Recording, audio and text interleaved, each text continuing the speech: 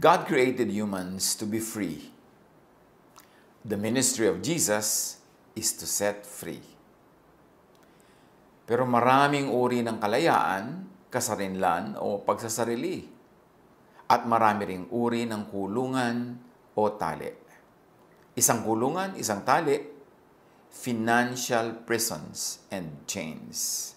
Yung mga kulungan ng mga dahil sa pagkakautang, dahil sa pangangailangan, dahil sa kagipitan, para ring nakakulong ang taong nandiyan sa ganyang kalagayan kasi hindi siya malayang kumilos. Hindi niya magawa ang gusto niyang gawin sa oras, sa paraan, sa panahon, sa lugar na gusto niyang gawin yun. Kasi meron siya mga obligasyon. Meron siya mga babayarin, meron mga maniningil, meron mga pananagutan. Ang pag-aaral natin ngayon, pinamagatan nating be financially free. Kailangan ng tao malaya ang bulsa. Pag malaya ang bulsa, malaya ang buong katawan, malaya pati mga hangarin, mga layunin at mga pangarap. Be financially free. Importante yan na maging pamantayan sa buhay, goal, o kaya ay yung gusto mong i-maintain na status sa iyong buhay. Huwag patali sa utang when avoidable. Habang kaya, habang pwedeng iwasang mapatali sa utang. Avoid yung mga pay later. Kasi hindi ka naman sure about tomorrow kung malakas ka ba, kikita ka ba, o magkakaroon ka ng mga ibang gagastusin at pangangailangan. Tapos nakatalaga na, nakatali na yung kikitain mo pa lang, wala pa sa kamay mo. Avoid mga mortgages when possible.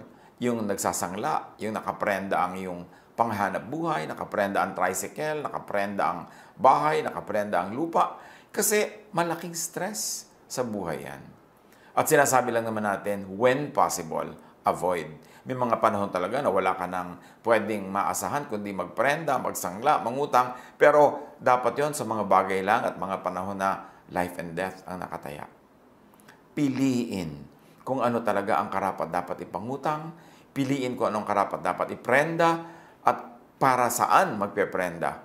Para maiwasan, ma-minimize ang makulong sa mga financial prisons. Avoid ang mga pag-guarantee. Yung utang ng iba, ikaw ang mag-guarantee, ikaw ang guarantor, ikaw ang sasagot. Kung hindi siya makabayad, edi ikaw ngayon ang biglang mauobligang magbayad.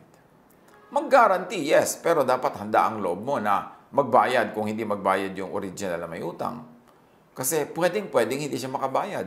Kasi nangangailangan nga siya, kaya kailangan niya ng guarantor. Ibig sabihin, wala siyang pera, may pangangailangan siya. So, napakalaki ng chance na mahirapan din siya magbayad. So, pwedeng mag-guarantee, magandang mag-guarantee, matulungin yon, pero ihanda ang loob na pwedeng ikaw ang mag-end up paying.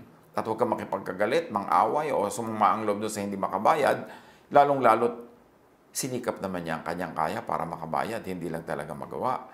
Kasi usually, yung mga magkakaibigan, magkakamag-anak na may isa mag-guarantee, pagka hindi na nakabayad yung talagang may utang, nagiging magkaaway pa yan for life. Kaya iwasan ang ganyang mga situation.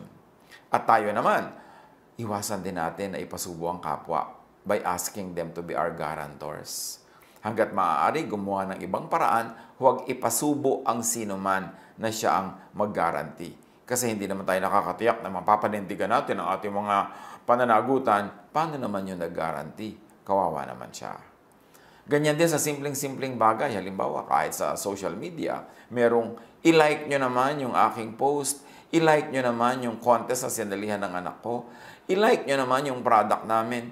Paano kung yung gusto nyo mag-like, gusto nyo mag-promote, meron siyang reservations, meron siyang mga alinlangan na parang ayaw niyang itaya yung pangalan niya, karangalan niya, credibility niya doon sa product mo o sa post mo.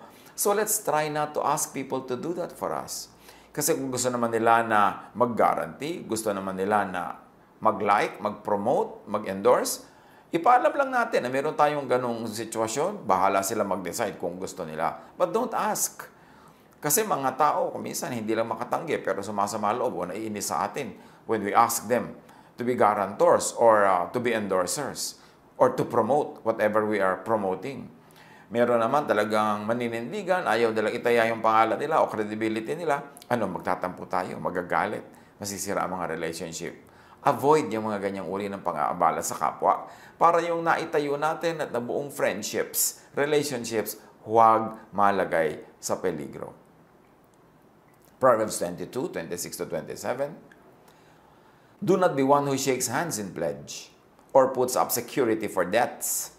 If you lack the means to pay, your very bed will be snatched from under you. So iwasan daw, huwag maging garantor.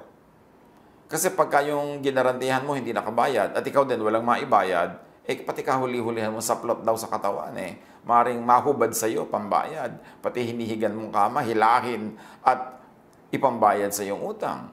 Your very body, your very freedom will be snatched from under you if you have to pay for someone else's debt. So, may mga tao dahil sila ay nag-guarantee o dahil sila yung nangutang, tali sa employment, sa employer o sa work.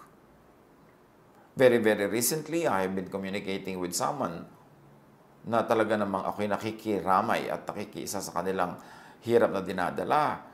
Siya ay nagtatrabaho abroad, meron siyang very close family relation na mayroong malubhang-malubhang sakit, gustong-gusto niyang alagaan, hindi niya magawa. Bakit? Kasi marami silang utang. Nakatali siya sa utang na kailangan nilang bayaran, ibigin naman niyang umuwi para mag-alaga ng mahal sa buhay na malubha ang kalagayan, hindi niya magawa. Hating-hati ang loob niya, ang lungkot-lungkot niya, natural, stress na stress. Kasi meron silang pinasok na bayarin. Hindi naman natin sinisisi na may pinasok silang bayarin. Hindi natin alam kung bakit kailangan nilang gawin yun. Pero dahil doon, yun ang point ko, hindi ka malaya. Hindi sa iyo ang oras mo. Hindi sa iyo ang katawan mo. Dahil kailangan mong ibayad sa pagtatrabaho, ang iyong oras, ang iyong labor, ang iyong skill, at yung very physical presence. Kaya, nagiging kulungan ang financial liability. Nawawalan ka ng kalayaan. Na gusto naman ng Diyos na dapat ay tinatamasa natin. But because of natural law, and because of what we do, because of cause and effect, lahat ng ginagawa natin may consequence. At kung minsan yung kalayaan natin ang natataya, yun ang nawawala, yun ang naiilit dahil tayo ay may utang. At tayo naman, tulad nga ng binanggit natin, be considerate. Try to not enlist guarantors. Try to not borrow from people. Siyempre, yung mga tao, nagsikap yan para makapag-save. O nagsasave sila dahil may pinaglalaanan, may plano, may gustong gawin. O kung wala man, gusto lang nila may saving sila para mayroon silang peace of mind. Tapos uutangin natin, hihiramin natin, gagawin natin silang guarantor. Tapos sila pa ang magbabayad. There is someone I know, a very, very good person, na nag-guarantee siya ng mga loan ng mga people who were also very, very good friends. Mga mabubuting kapitbahay.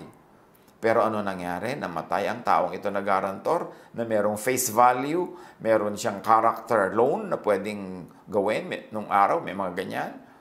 Anong ginawa nung original ng utang? Hindi siya nakabayad. Hindi ko alam kung hindi siya nakabayad o hindi siya nagbayad, pero ang ending, yung naiwang mga tagapagmana nitong namatay, na konting-konti lang naman ang minana, they ended up selling some of their properties, real estate, para bayaran yung utang na ginaranti nung namatay na kapamilya nila. Imbes may mamana sila, nawala pa. At sino ngayon ang nakinabang doon? Hindi siyempre yung umutang na hindi nagbayad kasi hindi naman siya yung siningil dahil yung guarantor ang siningil. At sa ating mga kamag-anak, sa mga miyembro ng pamilya, yung mga tinatawag na dependents, help your breadwinner to not get into debt. Tulungan nyo na huwag siyang kailangang mangutang sa pamamagitan ng kung ang iyong breadwinner ay nag-iisa lang. Ang mga members ng family, dapat umimbento ng paraan para kumita. Sa dinami-rami ng pwedeng i-sell online. Bakit inuubos sa mga oras, sa mga games, sa mga walang kwentang daldalan, kwentuhan, at kung minsan pakikipag-away pa, o pagdi-display ng kinakain, o ng pasyal, o ng damit, o ng gadget, samantalang the same time could be used for business, to sell something, to earn. So kung meron kayong breadwinner, huwag namang kaisa-isang siya na lamang na nagbabalikat, nagdadala ng lahat ng gastos, lahat siya hanggang dental floss mo, siya talaga ang magbabayad, no? Hanggang lahat ng load mo sa phone, yan talaga yung tatay mo o nanay mo magbabayad. Dapat tumulong tayo, umimbento tayo ng income. Pagka we are old enough and healthy enough to spend, therefore we are old enough and healthy enough to earn. Tulungan nating huwag mabaon sa utang ang ating mga breadwinners at kung nagkaroon na nga ng utang, tulungan natin to pay debts. By saving, by conserving, by not asking for unnecessary things para yung mga konting kinikita nila maibayad agad sa utang at lumaya sa pagkakautang. Kaya kung may utang, bayaran agad. Basta kaya, hanggang kaya. Bakit naman kasi yung mga iba napakabilis mangutang, magaling mangutang, pero pag bayaran na ang tagal, halos ayaw bitawan ng pera kahit nagkakapera na. Kahit may pambayad na, partially or fully, pag oras na ng bayaran, ayaw nang bitawan yung pera. Siyempre kasi you feel empowered pag may hawak kang pera. Pero tatandaan natin kung tayo ay may utang, yung perang hawak natin ay hindi atin. Dapat yon agad-agad pumunta sa pinagkakautangan natin. We should reward those who lend to us, those who help us in times of need, not punish them by one, borrowing from them and making them stressful, making them worry, and two, by not paying on time or not paying fully. Pag tinulungan ka ng kapwa sa panahon ng pangangailangan, pinahiram ka, dapat nagkakandara pa ka magbayad. Kung meron ka ng konti, ibayad mo na uli para kumukonti yung balance at siya naman, tumatahimik ang loob niya. Napapatunayan mong willing ka naman talaga magbayad. At nagagamit na rin niya kahit partially yung perang ipinahiram niya sa'yo. Dapat lahat lumalaya. Dapat lumalaya yung nangutang, pero dapat mahalaga rin palayain yung nagpautang. Proverbs 22:7, the rich rule over the poor, and the borrower is slave to the lender. Isang malaking dahilan kung bakit dapat tayong lumaya agad sa pagkakautang para tayo'y hindi sunod-sunuran, api-apihan sa mga nagpapautang sa atin. Para kung gusto nating mag-alaga ng mahal natin sa buhay, gusto nating merong gawin, merong unahin, pwede, hindi yung wala kang choice. Papasok ka sa trabaho kasi nakabaon ka sa utang o yung kikitain mo, may commitment na napupuntang babayarin. So mahalaga, huwag tayong maging slave to the employer and slave to the lender. And the only way to do that is to be financially independent, to be financially free and viable. Romans 13:7-8. Give to everyone what you owe them. If you owe taxes, pay taxes. If revenue, then revenue. If respect, then respect. If honor, then honor. And if I may add, if utang, then utang. Bayaran ang utang. Ano man ang ating utang, bayaran. Kung yun man ay utang na loob, yun man ay utang na pera, yun ay utang na oras, bayaran. Kung may restrictive arrangement, kumawala agad. Halimbawa, may credit card ka, ginamit mo, kailangan bayaran mo agad yan. At ang hanggat kaya, unahing bayaran ng buo. Kasi mga credit card, meron niyang paniningil. Sasabihin, this is your utang, X. Pero ang pwede mo lang minimum ibayad, Y. No? Letter Y. Pwedeng kapraso lang ibayad mo. Ang totoo, gustong-gusto ng mga credit card companies yun, na kapraso lang ibayad mo. Bakit? Kikita sila ng interest. Doon talaga sila kumikita pagka hindi ka makabayad. Kasi araw-araw, bawat inhale, bawat exhale mo, nadadagdagan na interest. So ayaw nila nga nung bayad ka agad kasi wala silang kinita sa interest. So gustong-gusto nila yon dahil na perfect na nila ang way of paniningil. Kaya siguradong in the end sila magwawagi. Kaya kailangan bayaran mo na lang agad. Yung iba may pambayad naman sana pero yung minimum lang ang babayaran. Yan na naman pera nila, gagamitin nila sa iba. Pero tatandaan nyo mga kapatid, pag may utang, bayaran agad. Habang kaya, bayaran ng buo para hindi ka magbayad ng interest. Yung kasing interest lang, pambayad mo na sa kuryente yan, o pambayad mo na sa tubig, o pambili mo na ng bigas, sayang. Proverbs 6:1-5. My son, if you have put up security for your neighbor, if you have shaken hands in pledge for a stranger, you have been trapped by what you said and snared by the words of your mouth. Pagka doon naging guarantor ka, kinulong mo ang iyong sarili. Yung iyong puwirma, yung iyong salita, naging kulungan mo yon. Kasi ikaw ang magbabayad pag hindi niya yan nabayaran. So ano daw ang gagawin mo? Kung biglang nag-guarantee ka pala, lalo kung sa stranger, hindi mo naman talaga kaano-ano o hindi naman super close sa'yo, ang laki-laki ng risk mo, sabi ng Proverbs, do this, my son, to free yourself.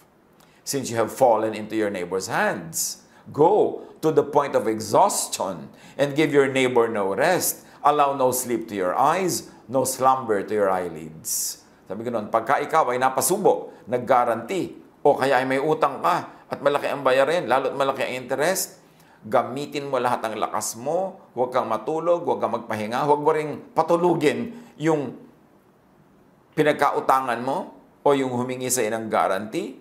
Sabi ko noon, huwag kang magpahinga. Kailangang kumawala ka agad.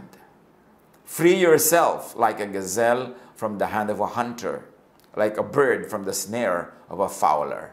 Kung makakakita tayo ng mga usa, mga hayop na nahuhuli ng mga hunters, lahat ng lakas niyan gagamitin para makawala. Sisikad, sisipa, lulundag, gugulong, ano man ang kailangan niyang gawin para makawala, gagawin niya yun. At yung ibon na nahuli ng bitag, talagang yan ay lilipad, yan ay ipapagpag ang sarili, tatalon-talon, lahat gagawin niya para makawala. Yun daw ang gawin mo.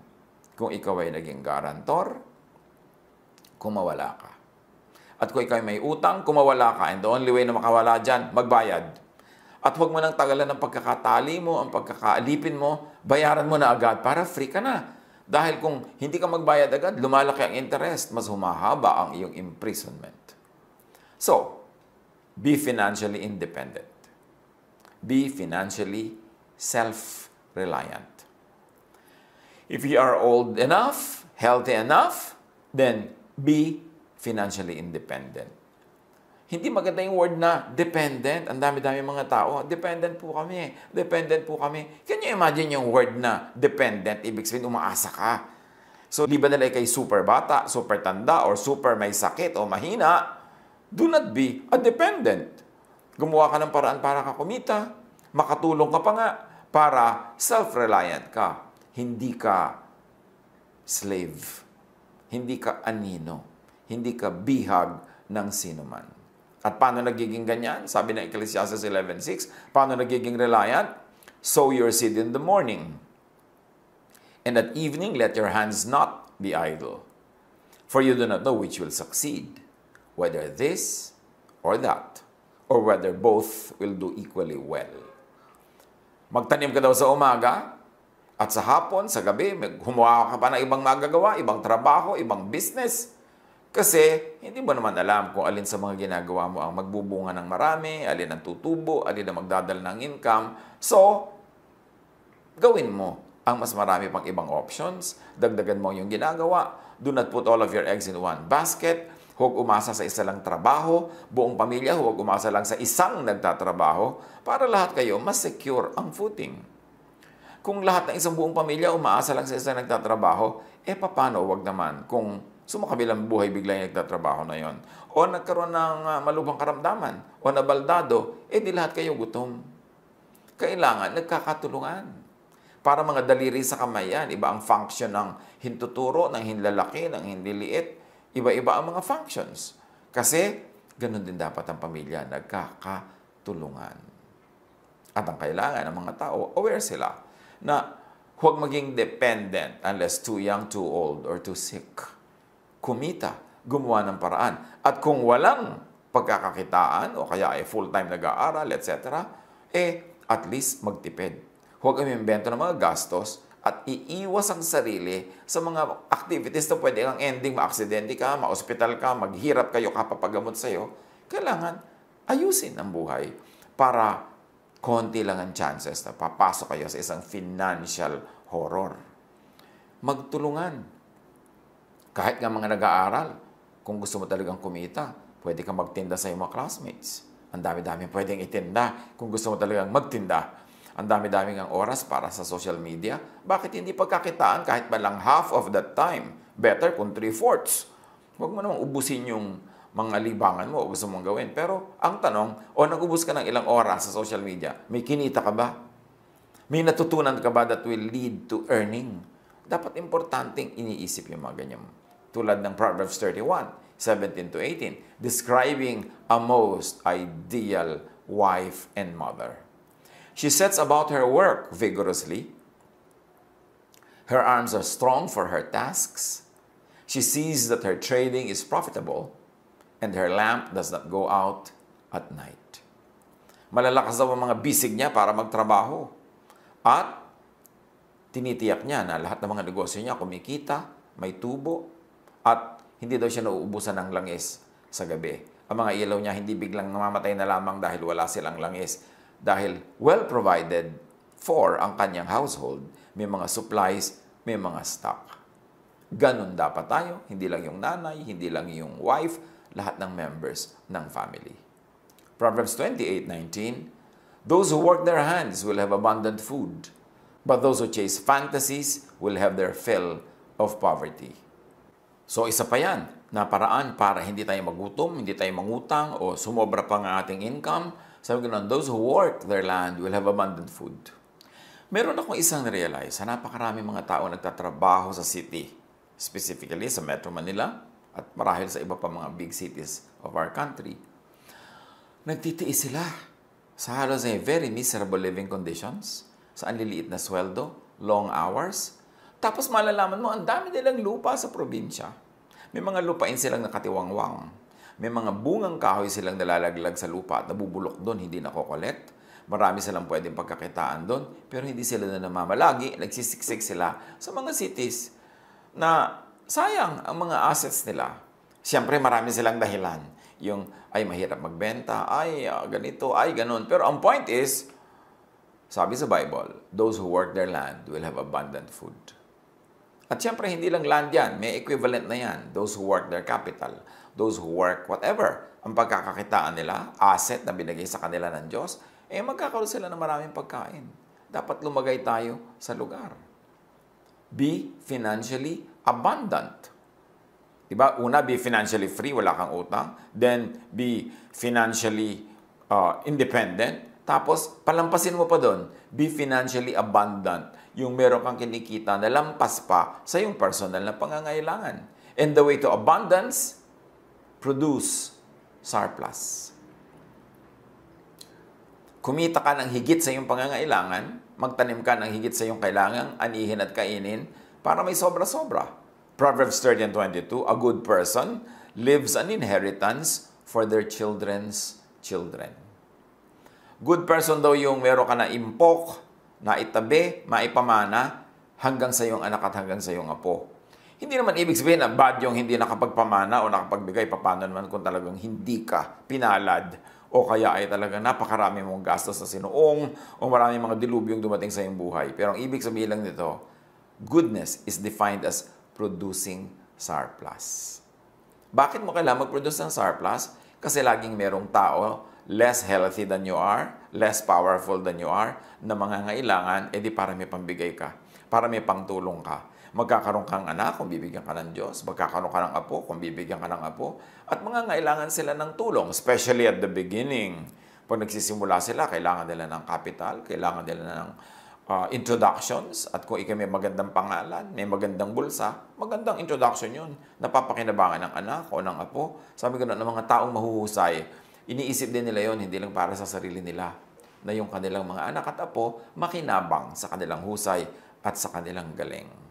Huwag natin baligtarin na tayo yung apo at tayo yung anak na umaasa sa galing ng magulang o ng lolo o ng lola. Kailangan tayo ang mag-reverse nun at magbigay ng pag-asa, magbigay ng tulong, magbigay ng pangangailangan ng mga susunod pa sa atin. Psalm 128:2, you will eat the fruit of your labor. So, yes, maraming mga nag-i-eat, pero fruit nino? Fruit ng labor ng iba. You will eat the fruit of your labor, blessings and prosperity will be yours. So, anong ang blessedness dito? Production. Kailangan magaling ka sa production para hindi ka maging financial slave, para ikaw maging financially free. Proverbs 21:20, the wise store up choice food and olive oil, but fools gulp theirs down. So ano dito ang goodness? Ano magandang gawin? Conservation. Yung mga matatalino daw, marunong mag-imbak, marunong mag-pacing ng kanilang paggamit, marunong mag-spacing ng kanilang consumption, hindi na uubusan hanggang nagkakaroon uli ng kapalit. Pero yun daw mga hangal, nilalaklak nila agad kung ano man ang meron sila, so ubos agad. Psalm 15:5, who lends money to the poor without interest? Who does not accept a bribe against the innocent?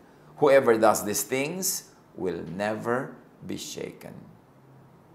Pagka daw ikaw ay nagpapautang sa nangangailangan nang hindi mo pinapatawan ng interes, ibig sabihin hindi ka nagsasamantala sa pangangailangan ng kapwa, lalo kung mapera ka naman, aanin mo pa yung interest.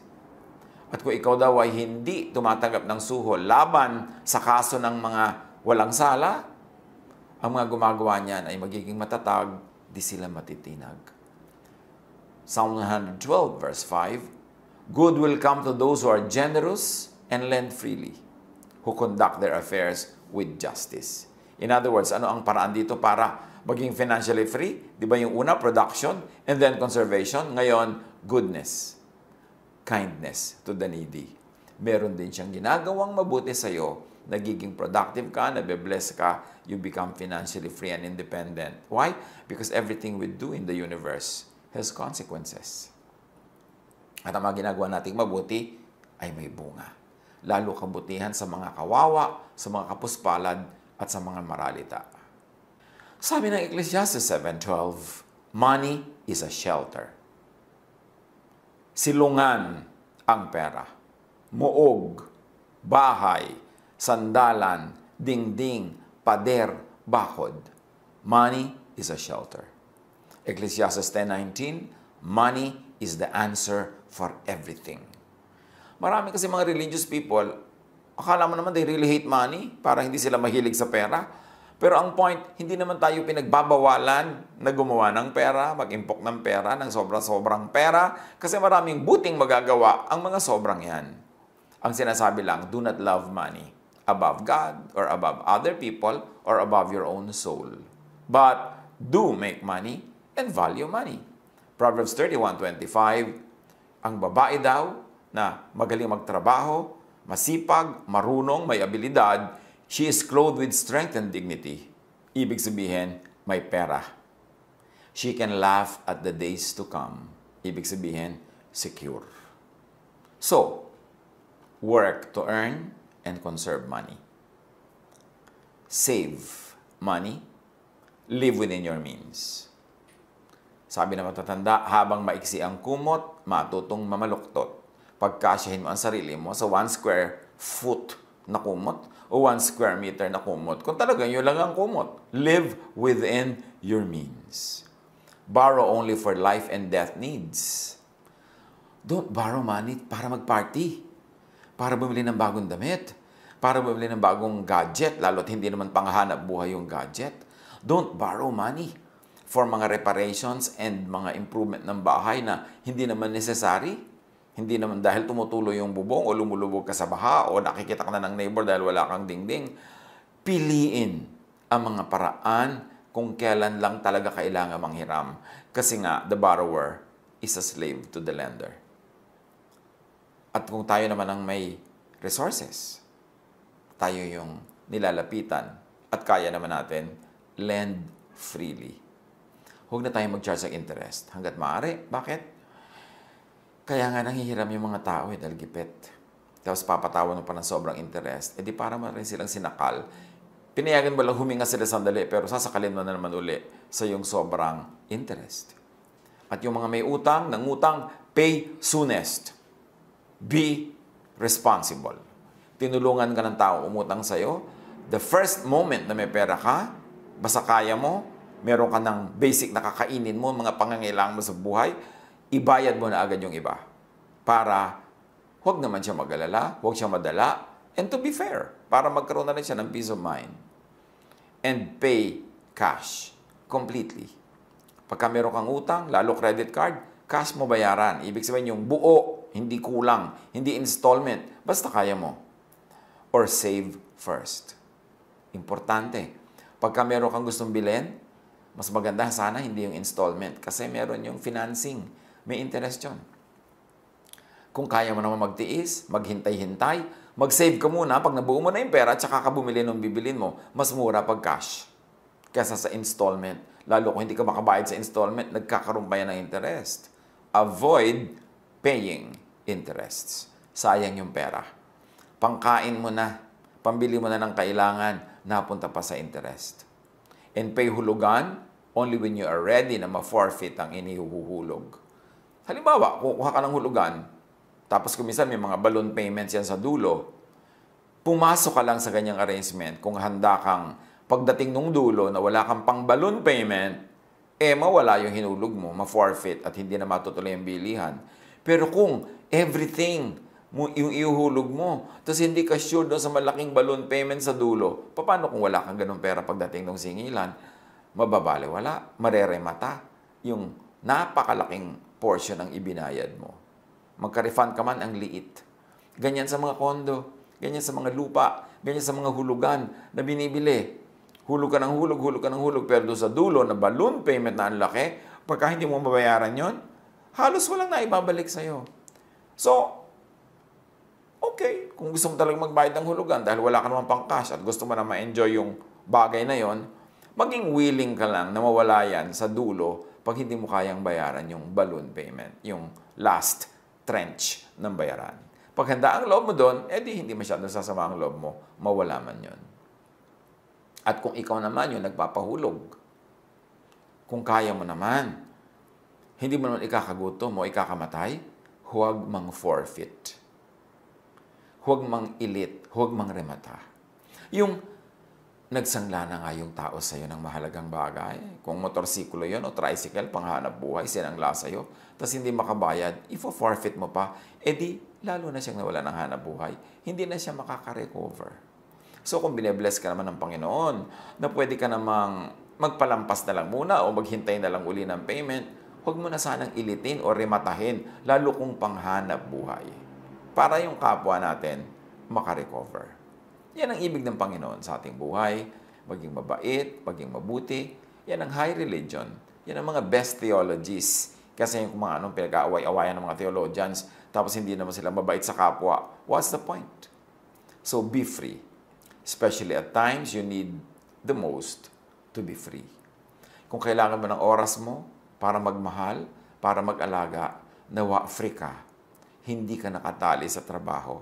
Hindi ka nakakulong kasi wala kang utang, wala kang pananagutan, at meron ka naman kahit konting na save.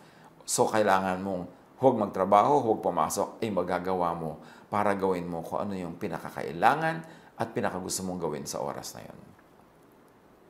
Siyempre, may mga mag-iisip at magsasabing easier said than done, yung mga sinasabi natin na yan. Pero anong gusto nyong ipayo ko sa inyo?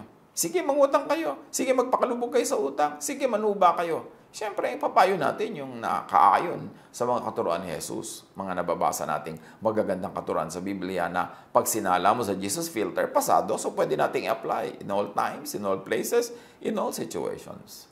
At yan ang pinakamabuting gawin. Reviewin natin na ganito mga aral. Maraming mga tao, they get into cycles of debts because of their habits. Ang hilig lang talaga mangutang kahit hindi kailangan.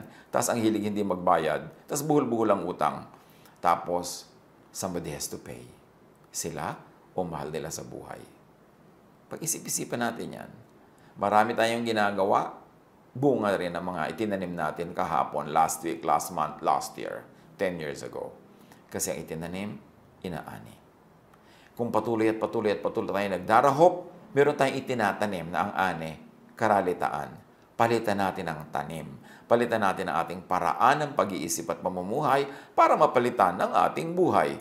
Kung meron kang gustong baguhin sa iyong buhay, dapat may baguhin kasi yung pag-iisip. Kasi ang buhay natin ay bunga lang ng kung paano tayo mag-isip. Kaya sabi sa Romans 12:2, be changed by the renewing of your mind, so that you will be able to prove the perfect will of God. In so many words, that's what it is saying.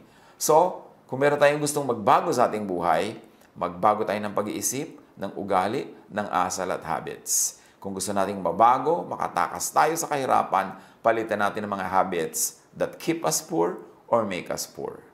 Pag-aralan, pagbulay-bulayan, at nawa, umasenso kayo mga pamangkin, mga mahal ko mga pamangkin, kumita kayo ng higit sa inyong pangangailangan, mag-umapaw ang inyong mga pera at mag-umapaw ang inyong mga charities, ang inyong mga good work, social work, maging sa mga hindi kakilala at lalong-lalo na sa inyong mga immediate families. Pagpalain tayo, mayaman ang ating Diyos, marami siyang kayamanan gusto ibigay sa atin, pag-aralan natin kung paano yun hinuhukay, binubungkal, itinatanim para anihin. God bless us all.